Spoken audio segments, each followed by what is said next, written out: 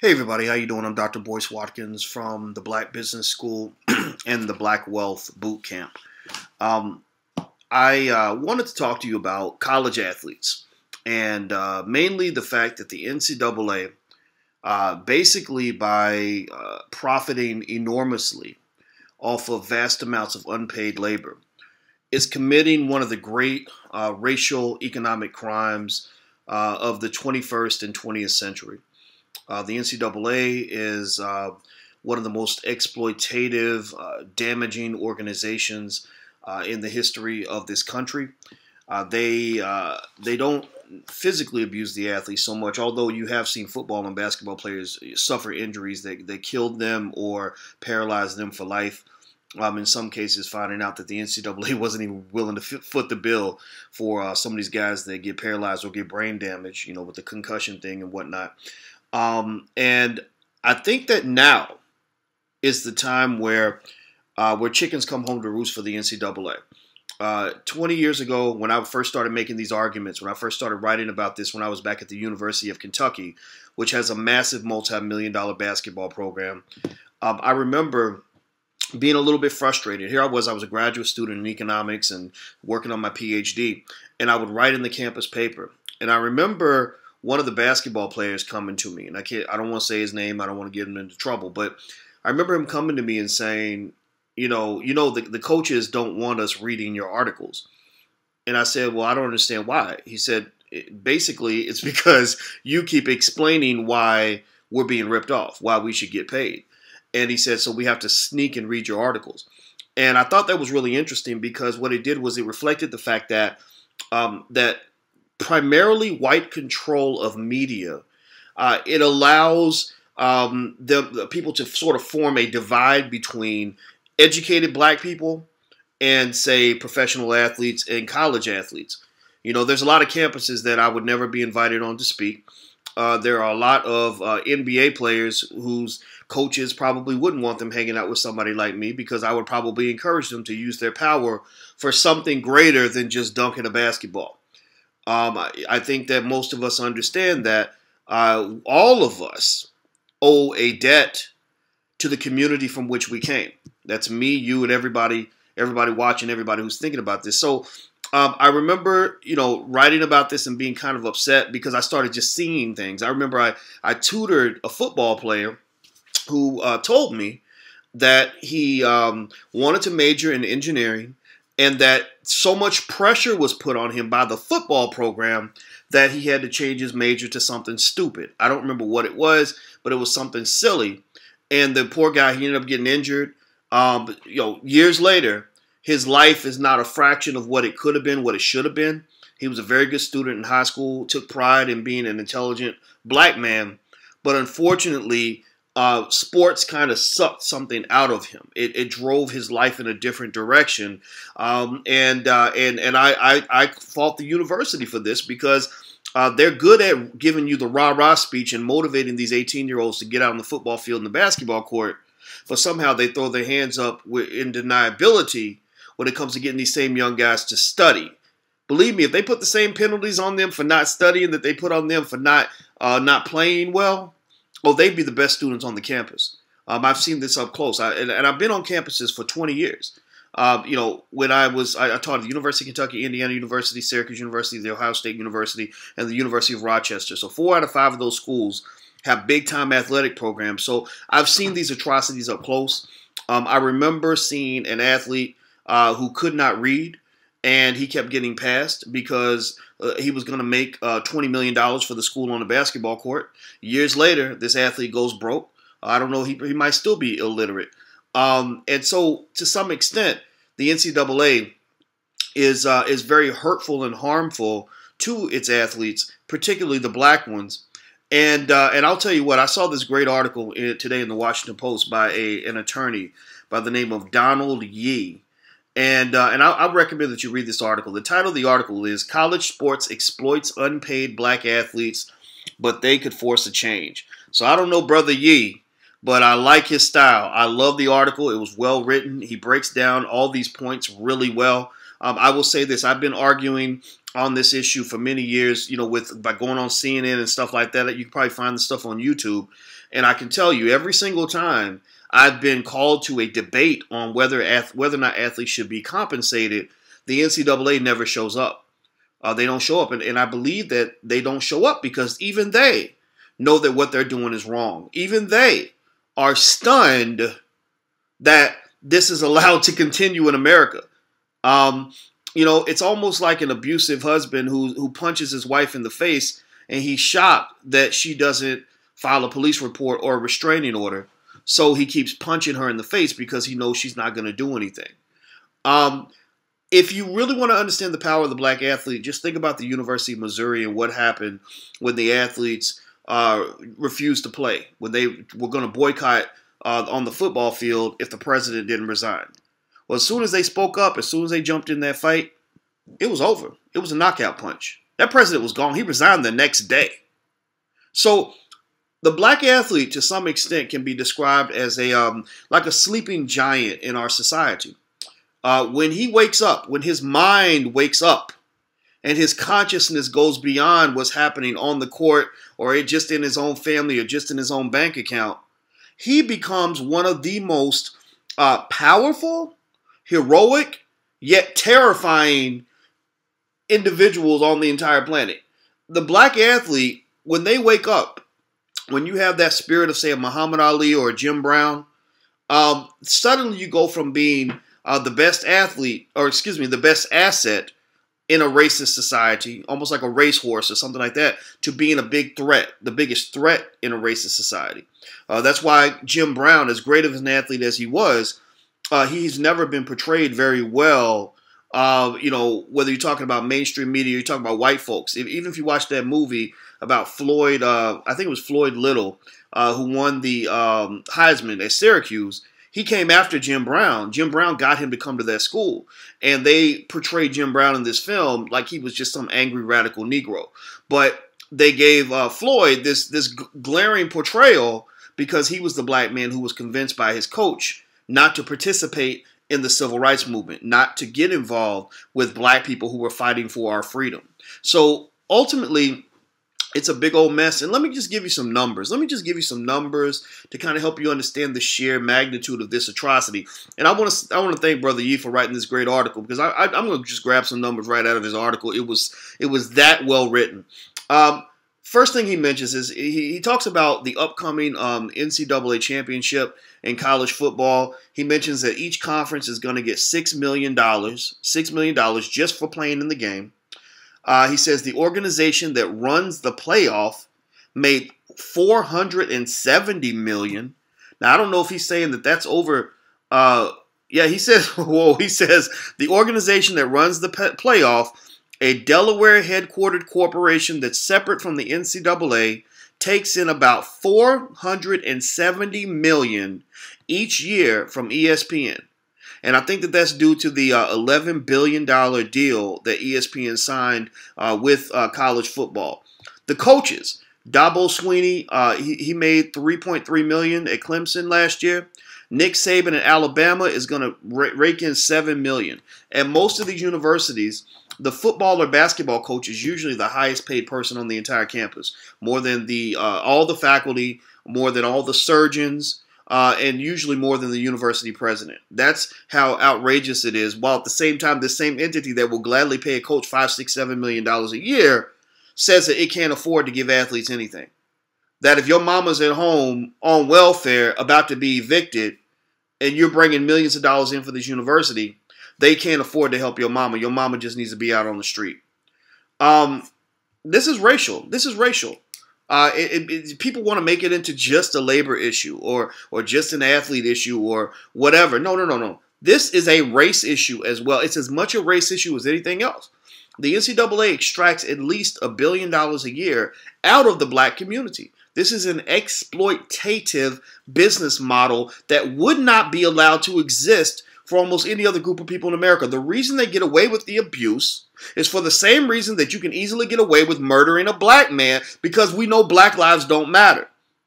You can get away with doing things to black people that you can't do to other people. If Bill Cosby had been accused of raping 35 black women, it would never have made the news. Do you understand this? So the fact that the NCAA is allowed to run a business model that literally would be declared illegal instantly in any other industry in America is a function of the fact that it is a gross violation of civil rights for a group of people who actually represent former slaves. If they were not doing this to former slaves, it would not be allowed. Let's go through some more numbers here. According to the Center for the Study of Race and Equity in Education at the University of Pennsylvania, 57% of the football players are black. 64% of the basketball players in the NCAA are black. Now, that also includes what you call the dilution effect, which is if you go to the end of the bench and you look at the guys who don't play, who are just there to prop up the average GPA, those tend to be the white guys. But if you count the people that are actually contributing on the court, it's not uncommon to watch a basketball game where all 10 players on the court are black, 100% African American. We know how that game is played. Most of the coaches and most of the people making the money happen to be white. According to this same study, 87% of college football players are white, or excuse me, coaches are white. 76% of basketball coaches are white. So here you have basically what you would call a wealth transfer from the black community to white people. Basically, black athletes are bringing the value. Nobody ever shows up to a basketball game to see the coach. Nobody shows up to see the cheerleaders or to see the sponsors from Coca-Cola or whatever. Nobody shows up to see that. They want to see that black man jump up and dunk a basketball. But yet somehow we have been so convinced, so brainwashed, that we truly believe that it's wrong for that guy who's dunking the basketball or the guy who is risking his life getting tackled on the football field to get a modest fraction of that money. Now, sure, he gets an education. He might get some little trinkets here and there, whatever. And those are things that are really built for distractions. I mean, that's basically their strategy. Now, their strategy is we're going to just give these Negroes just a little bit, just enough to keep them happy so they don't get mad at us. But understand that that's a pimp's philosophy. That's pimping. That ain't nothing but pimping. I mean, really, seriously, how does a pimp operate? A pimp operates with carrots and sticks. A pimp says, if you are good, and if you go on the corner, you get me this money, and you bring it back, then I'm going to give you a little piece of something. I'm going to buy you a fur coat. I'm going to take you to a nice dinner. We're going to live in a nice apartment. But you're bringing me in $10,000 a month. I'm going to give you maybe $500 worth of benefits, maybe $1,000. That's how a pimp operates. And then what else does a pimp do? A pimp keeps the prostitute. I'm gonna say the hoe because but this is a gender neutral kind of hoe. All of us can be hoes. We've all been hoes at some point. For somebody, we've all been pimped at some level. So what does the pimp say to the hoe? Well, the pimp also might say he might try to keep the hoe distracted. Now, what does that mean? Well, if she's hooked on if the person you're prostituting is hooked on drugs, then their mind is somewhere else. That's why pimps like to keep people on drugs. They don't want the people they're prostituting to get a good education. They don't want them to be enlightened or aware or conscious. That's why athletes consistently in the process of being pimped are distracted. They're like, oh, look at the money. Look at the girls. You on TV. Oh, you the man, Paquan. Oh, dog, you the man. They do all of that because they don't want you. They don't want you to count how much money they're making in the back while you're out here throwing up $100,000 a pop at the strip club. They're in the back really counting your money. Do you understand? So ultimately, all of these things play a part in terms of how the athlete is treated and contained and controlled very early in the process. From the time when that 8-year-old black boy is approached by that coach from Pop Warner or from these junior Olympic leagues, whatever they're called, AAU stuff, whatever. They're fast track. They're kind of put on a little side track that is specifically designed just for the athletes, and they're treated a certain way. There's a certain culture that comes with that. There's a certain expectation that your consciousness level is going to plummet. You're not supposed to, at that point, care what's happening to other black people. You're not supposed to care when another black man gets shot in the street. You're not supposed to care about what your community's going through. You're not supposed to even be aware of the power that you have. Because the other thing, the last tool that a pimp has in his arsenal is the stick. Severe punishment if you deviate from what you are expected to do.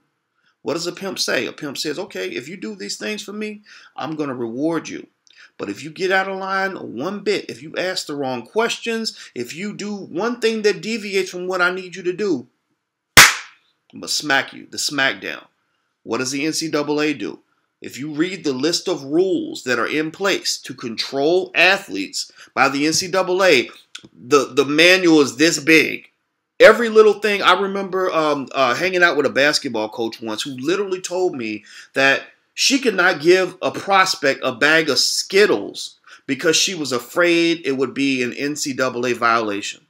Could not even give him. In fact, it wasn't even a whole bag. It was 2 Skittles. She wanted to give him 2 Skittles, and because he was hungry, and she said, "I can't because it would be an NCAA violation."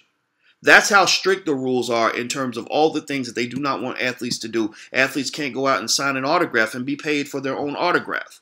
There are lots of things they can't do, and that's because there has been a tremendous amount of effort to maintain and protect this vast amount of corruption. A criminal enterprise, an ongoing criminal enterprise, needs somebody to make sure the enterprise is allowed to maintain itself. So you need rules and regulations, very strict control. You don't want your athletes to hang out with Boyce Watkins and to hear some of the radical stuff I say, but guess what? Nowadays, things are different. We have the internet. We have things like the internet. So now, because I'm able to reach 2 or 3 or 4 million black people a week, then suddenly you see awareness changing. And not just because of me. I'm not taking full credit for this. I play a part, but there are a lot of people who play a part in this. Because at the end of the day, the truth sets you free. And the truth in this system, the truth that we fundamentally believe as Americans is that every hardworking American who is a law-abiding citizen deserves the right to be compensated for their labor. And even those who break the law deserve to be compensated, because that's another little trick. That's another little way, another little system that exploits black people is mass incarceration, the prisons. They fill them up with black men, and then they say because you broke the law, you are now a slave, and you don't deserve fair compensation for the work that you do. But laws can be arbitrarily changed. You can change laws to target specific people. For example, if I suddenly decided to give people 20 years in prison for underage drinking, there will probably be about 100,000 white males going to prison every single month. You understand? So laws are arbitrary, and these are the kinds of games that are played against black people. And so what I think has to happen is a couple of things. Number one, and this is something I talked to Sonny Vaccaro about this extensively, who helped file one of the major lawsuits against the NCAA. Because another of the many things that they were doing to exploit athletes was they were putting their images on video games and not compensating them at all. I mean, they said, not only are we not going to just underpay you, we're not giving you nothing, right? And so Sonny filed a lawsuit, and it was successful. And now a lot of these EA Sports video games are either going to have to share the money or go out of business. And I talked to Sonny about this for a while. Now, Sonny's interesting because Sonny is a very good guy. He was actually on the dark side for a while. He's the guy that actually created or came up with the idea to create the Air Jordan sneaker, which has become a multi-billion-dollar enterprise since then. And so he's been on the other side. He's seen how much money has been made off of these athletes. Well, he flipped over and said, this isn't right. These athletes deserve to be compensated. And I respect him for that. I really do. So I think more lawsuits are going to have to be filed. I see Mr. Donald Yee is an attorney, the guy who wrote this article that I was telling you about. I don't know. I don't know how I feel about lawyers, because lawyers make me a little nervous. But at the same time, that doesn't mean that they're devoid of conscience, the right and ability to explore and to unfold various injustices that exist in our society. We've had some great attorneys who've done that: Johnny Cochran, Thurgood Marshall, people like that. And so my hope is that more attorneys will jump in on the fact that the NCAA is arguably one of the most egregious violations of antitrust law in the history of the United States. I'm hopeful that law firms will come together and form massive class action lawsuits and literally beat the hell out of the NCAA until they are forced to deconstruct and rebuild themselves in a model that is fair and equitable, so that the mama of that star basketball player can get just a little something so that her son's ability can help her pay the rent so she's not going to get evicted. Another thing that has to occur is I think athletes have to speak up. I think that, the thing is, one thing my mama taught me is that everything's negotiable. Everything's negotiable. Um, and so somebody might make a law and make a rule and try to oppress you. And if you say okay, then they're just going to go along with it. They're going to say, oh, I didn't think he would agree to that, but okay, since he's agreeing to it, then yeah, that's right. We can't give you anything, right? Um, and sometimes negotiation must occur with force. Athletes, black athletes, are the most powerful force in this country. There are very few groups of people I can think of in the black community that are more powerful than athletes. Even some of these pimping pastors don't have the power of a black athlete.